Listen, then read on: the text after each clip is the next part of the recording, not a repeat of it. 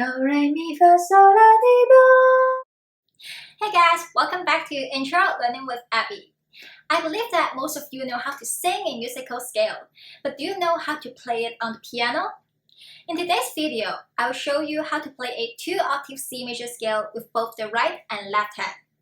But before I get down to the nitty-gritty of actually playing the C major scale, I want to talk about what a scale is and the meaning of octave. If you are just here for learning how to play a C major scale with both the right and left hand, I'm gonna add timestamps in the video description down below so you can fast forward to that part of the video. So what is a scale? In music theory, a scale is a succession of musical notes ordered by pitch.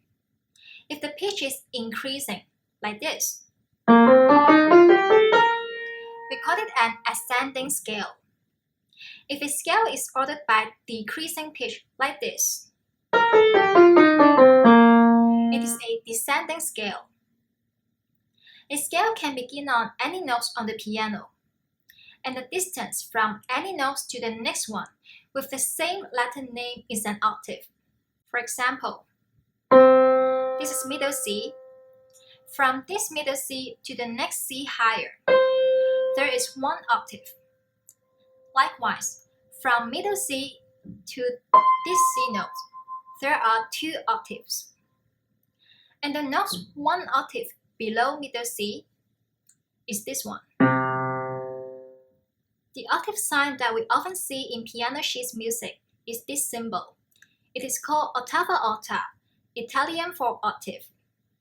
The number 8 here is giving us a hint that an octave means 8 notes or keys.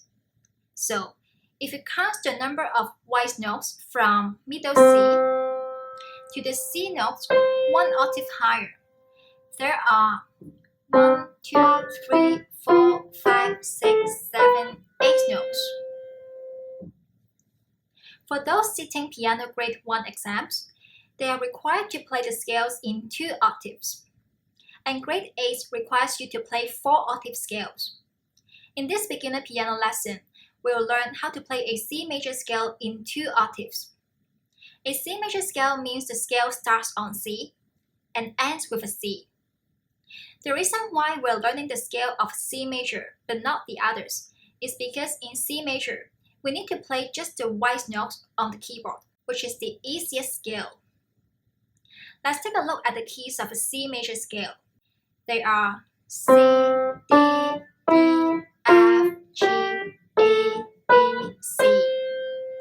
This C note is 1 octave above middle C, but we need to play 1 more octave. So again, C, D, E, F, G, A, B, C. And now the question is, we only have 5 fingers on each hand. How can we play 15 notes on the keyboard? That's why fingering is important. If you don't know how to number your fingers, please watch my previous video about finger numbers. Start with your right hand. Push your finger 1 on any C note, or maybe middle C. And then play the D note with finger 2, finger 3 on E note. And now, instead of stepping up to finger 5, you should hold your finger 3 on the E note. Then cross finger 1 under finger 3 and place it on F. One more time, play the first 3 notes in order. When you get to the 3rd finger, hold it there and bring finger 1 under to play the next F note. Then continue with finger 2 on G, finger 3 on A, finger 4 on B. If you want to play the scale in only 1 octave, you can just end the scale by putting finger 5 on the next C.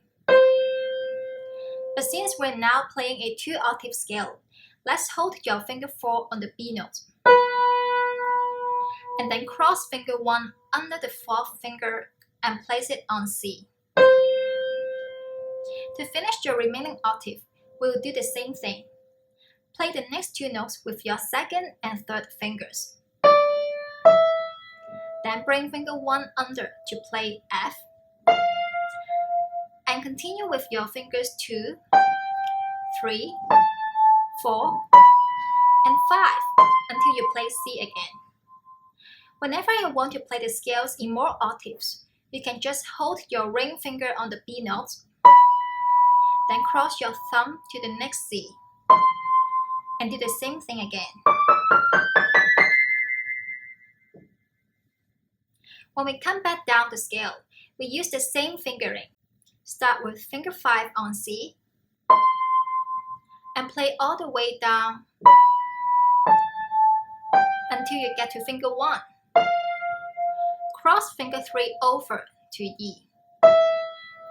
Continue with finger 2 and finger 1.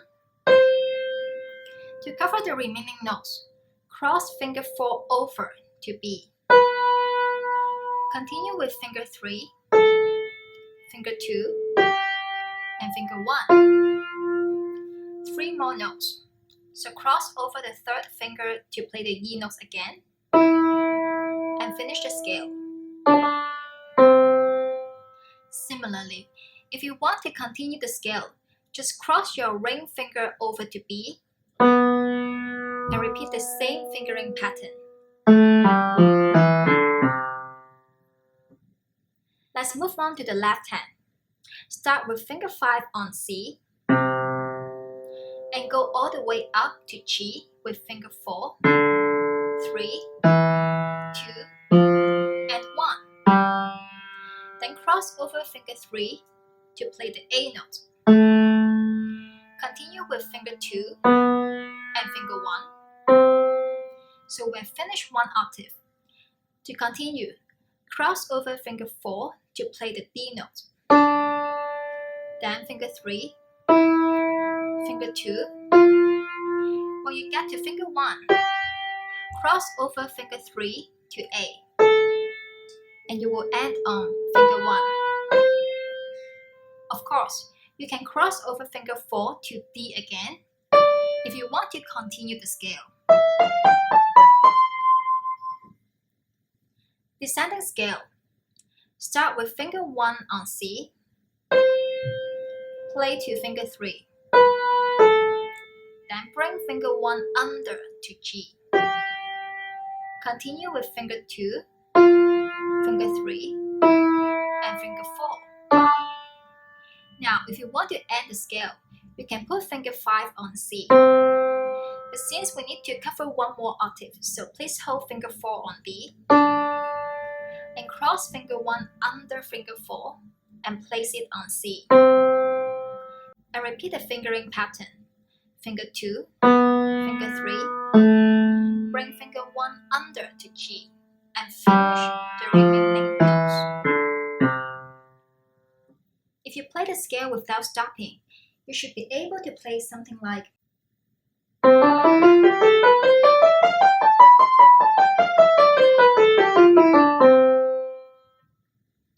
in the left hand.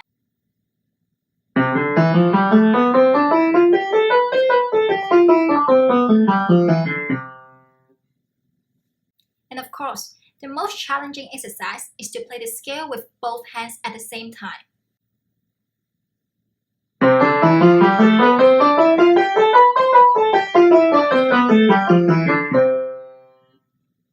You may find it hard to memorize the fingering patterns, so let me summarize it for you.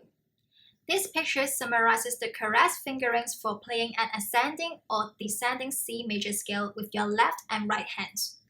Whenever you want to play the scales in more than one octave, just pay attention to which finger you should use to play the next C note, B note, or D note.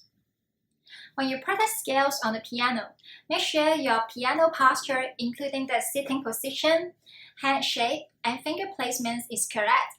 For details, you may refer to Lesson 3 about proper piano posture. In the comments below this video, could you let me know which hand do you find it easier to play the scale with, the right or the left hand? And can you play the C major scale with both hands at the same time? How fast can you play it? Let me know in the comments.